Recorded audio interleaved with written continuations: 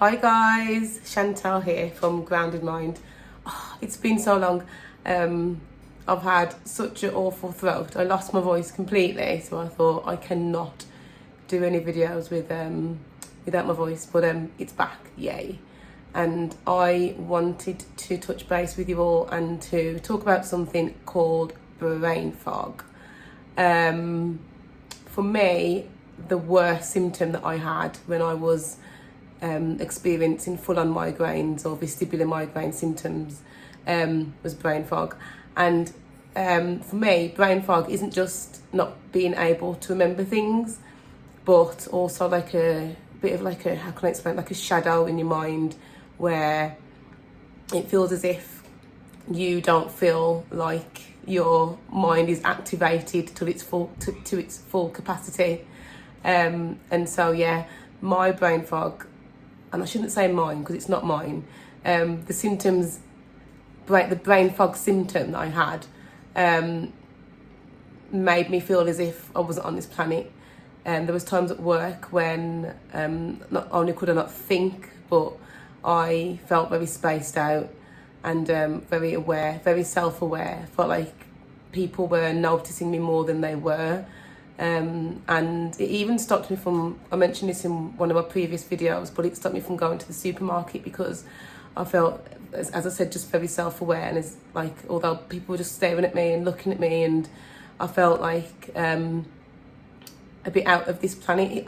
The best way I can describe how brain fog felt for me is, not that I do it anymore, but when I'm hungover, when I was hungover in the past, and you know, you feel a bit, again, self-aware, and even things like going to the petrol station felt odd because you just felt hungover.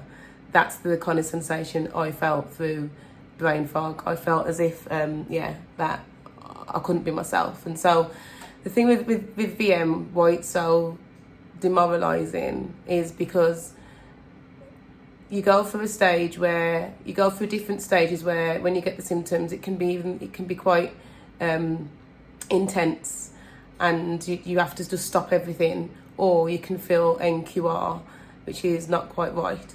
And before I knew about the mind-body process, I read the books and I stopped eating salt, and I did quite a few things. And at that time, I never knew that psychologically I was helping myself, but the acts of what I was doing wasn't really helping. But because I told my brain it would help, it did. And so when I did do those things, that's when it became NQR. So it was still there, but just a bit, and this didn't feel quite right. And then kind of as I went on and learned about the mind-body process and how it works, and how your brain experiences fear and the fight and flight, as like now I know what to do to get rid of brain fog, because I still get brain fog now.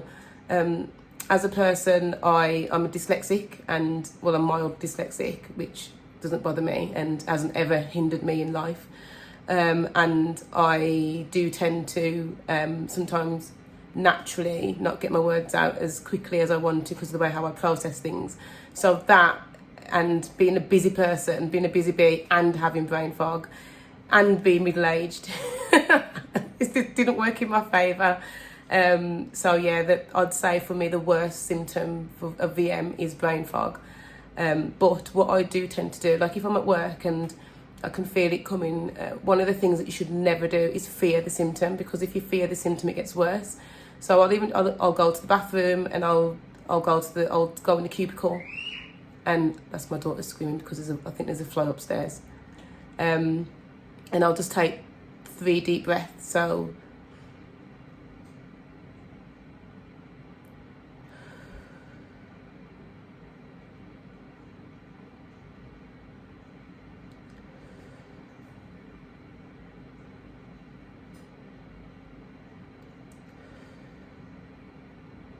and when I'm breathing out, I literally feel all the tension out of my body just fall. And then I come out, I look in the mirror and I say, Chantal, you can do this. And then I open the door and I go back out, and it's gone. And it's like a build-up, whether it's a subconscious fear or an unsubconscious fear. Your symptoms can come from nowhere, but the way how you deal with it is just calm reassurance. You calm yourself down. But yeah, I wanted to touch upon brain fog today because I know a lot of people that have VM will say that brain fog has been one of their worst symptoms. Obviously, vertigo is terrible. It's not a good thing to have at all.